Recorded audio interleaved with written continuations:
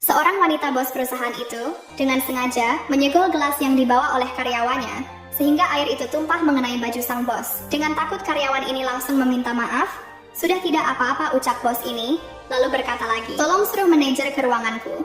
Karyawan ini pun mengangguk. Saat terlihat manajer, sang bos pun langsung menyuruh masuk. "Ada apa bos?" tanyanya.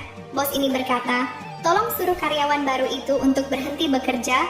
Manajer terkejut, "Apa kamu tidak dengar?" "Baiklah bos." Lalu melangkah keluar ruangan. Dengan berat hati ia menyampaikan pada sahabatnya bahwa ia telah dipecat. "Tolong kamu kemasi barang-barangmu."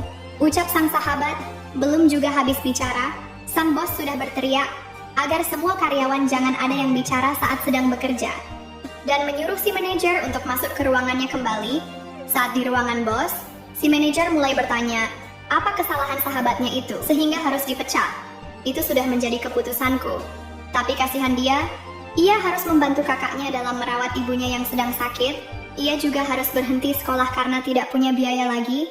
Aku sudah tahu semua tentang karyawan itu. Lalu sang bos mulai bercerita. Pada hari itu aku melihat seorang lelaki mendatangi gadis tersebut, lalu menunjukkan hasil ujian. Gadis ini lulus dengan nilai tertinggi. Tapi si gadis tidak ingin melanjutkan sekolahnya karena ia kasihan kepada kakaknya. Ia memutuskan untuk membantu sang kakak dalam mencari uang untuk kebutuhan mereka juga dan untuk pengobatan sang ibu. Walaupun sang kakak tidak setuju dengan keputusan si adik, tapi ia tidak bisa memaksanya.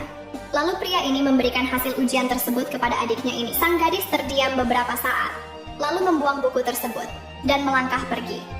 Aku pun mengambil buku itu dan melihat hasil ujiannya. Ternyata ia seorang gadis yang pintar. Sang bos pun memperlihatkan buku itu kepada si manajer dan mengatakan kepada manajer, "Aku akan membantunya dalam mencapai cita-citanya.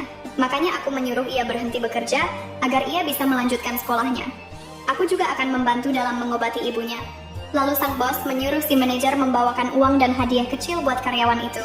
Si manajer merasa bangga terhadap bosnya. Walau terkesan bos ini galak, tapi di hatinya ada rasa peduli dengan karyawannya. Si manajer berpamitan untuk keluar. Sang bos pun mempersilahkan manajer itu.